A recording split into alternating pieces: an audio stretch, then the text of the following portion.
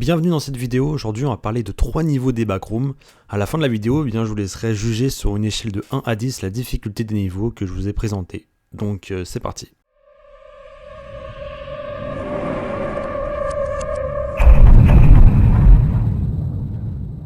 Le niveau 150, également connu sous le nom des Jardins de la Félicité, est un niveau très spécial, car il est considéré comme un lieu sûr et paisible, où les vagabonds peuvent trouver refuge et se ressourcer. Le niveau 150 est composé de plusieurs zones, la principale zone est constituée d'un vaste jardin, où l'on trouve une grande variété de fleurs, de plantes et d'arbres. Le climat est tempéré et la lumière du jour est constante.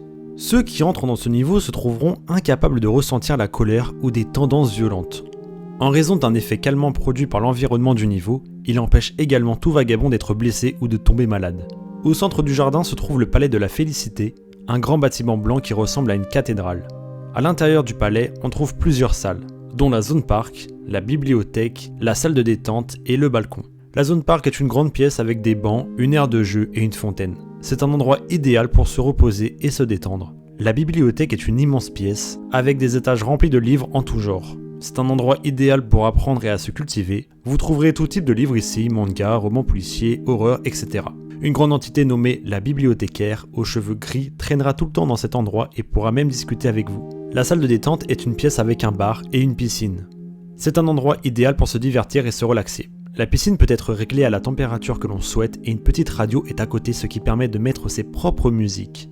La piscine dispose aussi de plusieurs produits à soins pour votre peau, vos cheveux, etc. Le balcon est une pièce extérieure avec des lits et des chaises longues. C'est un endroit idéal pour admirer la vue et se reposer, surtout le soir car l'on peut voir toute la beauté du ciel rempli d'étoiles. Parlons maintenant de l'entité principale du niveau, la prêtresse. Le niveau 150 est protégé par une entité connue sous le nom de la prêtresse. Son vrai nom est Philia. C'est une femme amicale et gentille qui prend soin de tous les vagabonds qui se trouvent dans le niveau. Elle est très grande et possède des cheveux roses brillants. La prêtresse est capable de guérir les vagabonds et de créer tout ce qu'elle désire à l'intérieur du niveau. Elle est également capable de voler avec ses grandes ailes et de voir dans le noir. La prêtresse peut finalement se voir comme une maman qui prend soin de ses enfants. Elle est aveugle à cause d'un incident dans le passé et elle ne semble pas avoir envie d'en parler. C'est aussi Philia qui a créé le niveau 150. Philia possède aussi un bâton rose qui peut se transformer en arc, mais elle avoue ne quasiment jamais l'utiliser. Il existe aussi des variantes, le niveau 150 est également le foyer d'une race d'entités connue sous le nom de variantes. Ces entités sont des créations de la prêtresse et elles sont conçues pour être des versions parfaites de leur homologue d'origine. Les variantes sont toutes différentes les unes des autres, mais elles partagent tous un amour de la vie et une volonté de faire le bien. Voilà, pour conclure, ce niveau est un endroit unique et spécial. C'est un lieu où les vagabonds peuvent trouver la paix et la tranquillité et où ils peuvent se reconstruire après avoir traversé des épreuves difficiles. Et pour la note, sur une échelle de 1 à 10, je mettrai 1 à ce niveau parce que je vois aucune difficulté à survivre. Il n'y a même pas, une seule difficulté, dans le sens où même si des entités arrivent à venir dans ce niveau, la prêtresse serait là pour vous défendre.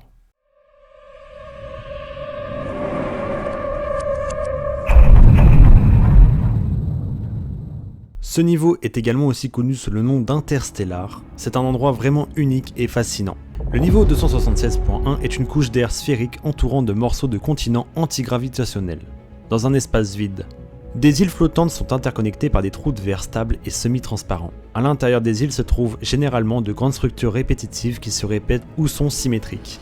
Il y a un moyen de se téléporter d'île en île, c'est de prendre des trous de verre. Il permet de se téléporter d'une certaine façon. Par contre, en prenant ces portails, 30 minutes se seront écoulées à cause de leur physique totalement différente du reste.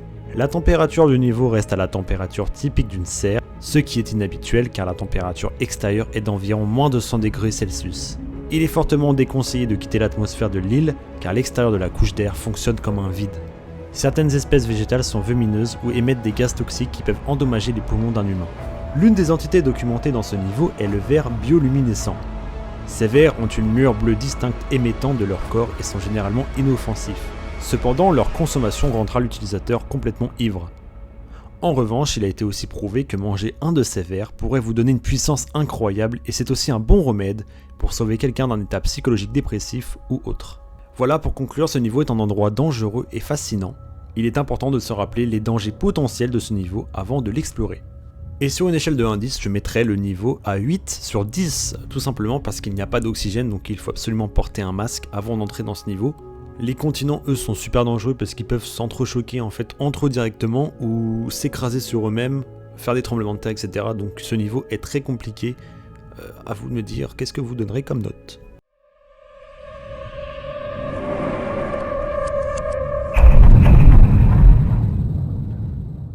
Cet étage est également aussi connu sous le nom de péché d'un centre commercial massif.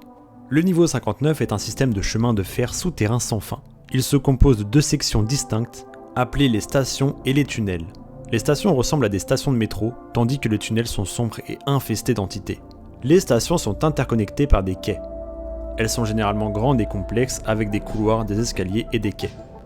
Les escaliers peuvent être très longs, s'étendent souvent sur des milliards de marches, et les murs des stations sont recouverts d'affiches publicitaires, mais le texte est souvent indéchiffrable.